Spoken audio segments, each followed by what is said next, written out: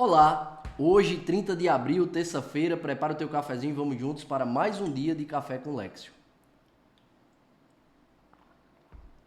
Em nome do Pai, do Filho e do Espírito Santo. Amém. Senhor, fazei-me instrumento de vossa paz. Onde houver ódio, que eu leve o amor. Onde houver ofensa, que eu leve o perdão.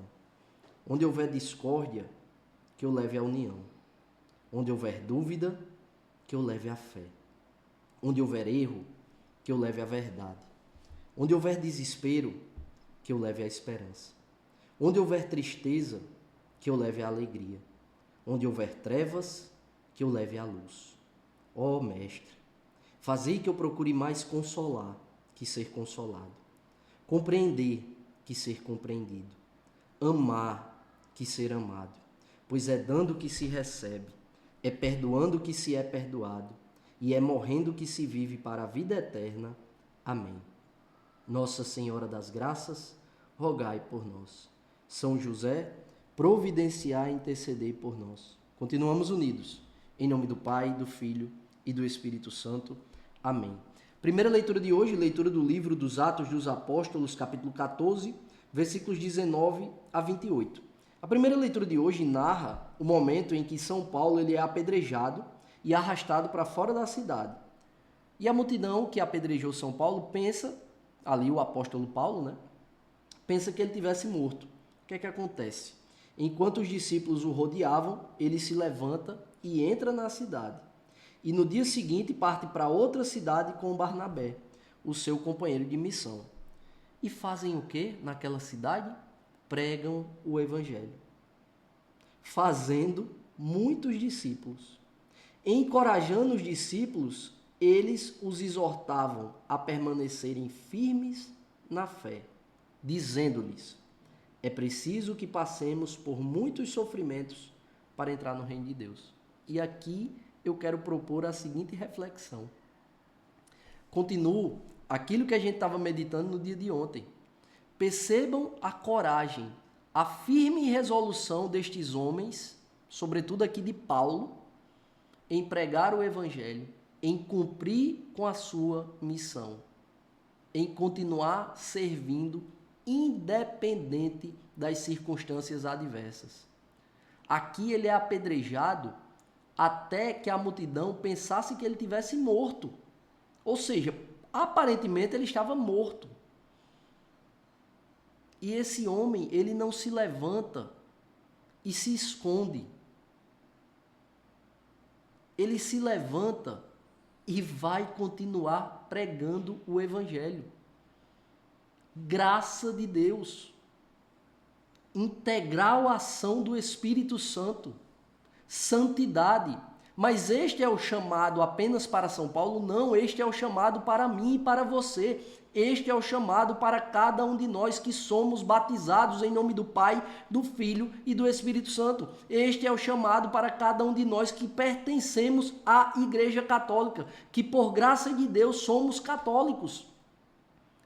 A anunciar com a nossa própria vida, independente da circunstância adversa. E por que não fazemos? Porque temos pouca fé. E por que não fazemos? Porque a nossa vontade é fraca. E por que não fazemos? Porque por vezes temos que reconhecer essa frouxidão de alma que nos consome. É fácil pregar o evangelho dentro da igreja. É fácil anunciar a Jesus e ter uma conduta coerente com o evangelho dentro da igreja. Mas não é tão fácil permanecer firme na fé quando o sofrimento bate na nossa porta. Quando somos ridicularizados. Quando somos excluídos, quando somos criticados. Precisamos educar a nossa alma, precisamos iluminar permitir que o Espírito Santo ilumine a nossa consciência, olhando para essa primeira leitura. E olha que coisa linda, porque São Paulo exorta os discípulos a permanecer firme na fé, dizendo: é preciso que passemos por muitos sofrimentos para entrar no reino de Deus. E ele faz isso como? Com o exemplo. Você que é pai, você que é mãe, independente da idade do seu filho, você deve catequizar o seu filho com o seu exemplo. E não somente em relação à palavra de Deus, mas em relação à vida. O teu filho vai observar como tu se comporta diante do sofrimento e da situação adversa. E muito provavelmente vai imitar o teu comportamento. Peçamos ao Espírito Santo a graça de olhar o sofrimento, de ressignificar o nosso olhar para o sofrimento. Porque quando a gente olha para o sofrimento com fé, a gente percebe que o sofrimento, na verdade, os sofrimentos que o Senhor permite que nós passemos, na verdade, são presentes que o Senhor nos concede para nos unir a Ele, para nos aproximar dEle.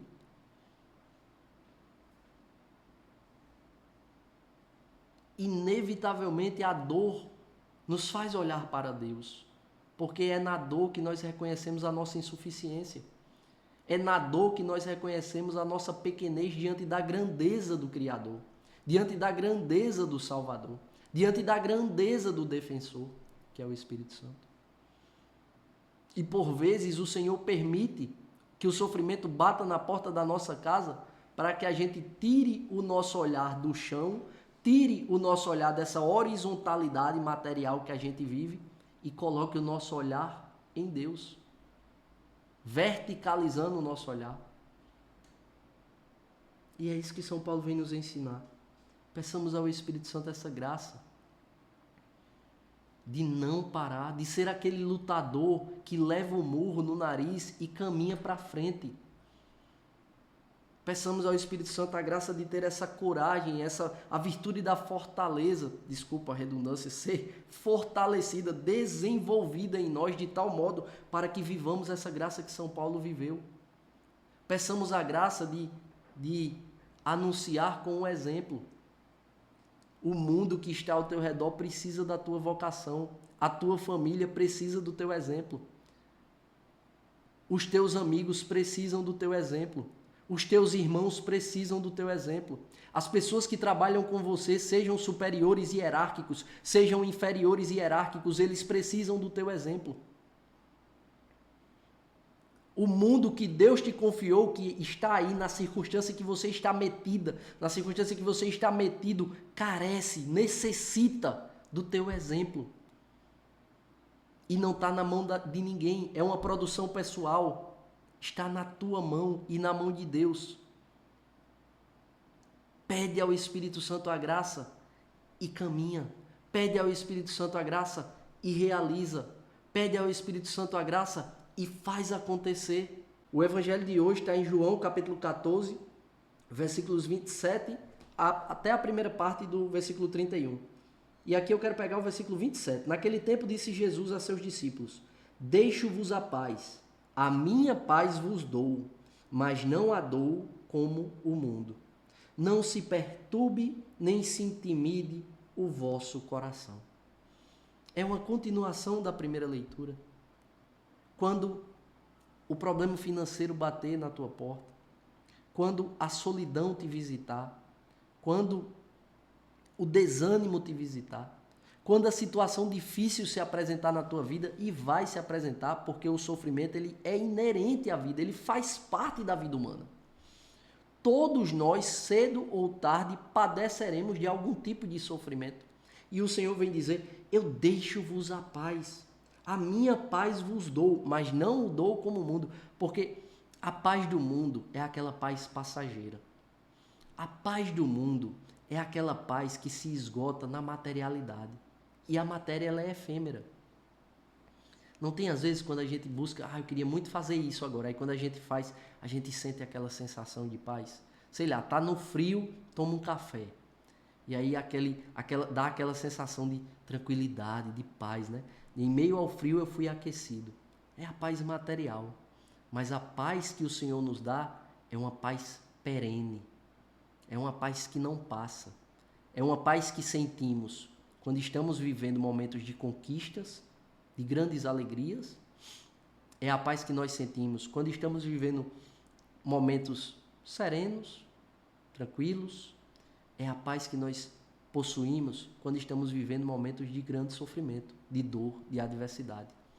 É uma paz diferente, porque é uma paz que não vem do mundo, que não vem da materialidade, mas é uma paz que decorre, que vem, que nasce de nosso Senhor Jesus Cristo. E Ele dá uma ordem. Não se perturbe, nem se intimide o vosso coração. Quanto mais perto, quanto mais próximos estivermos de Deus, menos estaremos suscetíveis à perturbação. Quanto mais próximos estivermos de nosso Senhor, quanto mais comunhão tivermos com o Espírito Santo, mais o nosso coração estará em paz. E as perturbações, os medos, eles serão enfraquecidos pela graça de Deus. Sim, nós não somos suficientes. A gente não dá conta sozinho. Narramos a nossa vida em primeira pessoa. Somos protagonistas da nossa vida. Assim o Senhor quis. Por isso nós existimos. Somos protagonistas de uma vida criada por Ele, editada por Ele. Mas somos nós que vivemos a nossa história. Narramos em primeira pessoa a nossa história, mas não somos suficientes. Precisamos diuturnamente da graça de Deus. Para respirar, precisamos da graça de Deus. Para empreender, precisamos da graça de Deus. Para procriar, precisamos da graça de Deus. Em tudo e em cada detalhe de nossa vida, precisamos da graça de Deus. Não somos suficientes, mas Ele é o nosso único necessário. E Ele vence a nossa insuficiência a partir do momento em que nós nos reconhecemos insuficientes, não somos autossuficientes e pedimos a graça a Ele. Senhor, nos auxilie. Senhor, nos concede a graça de.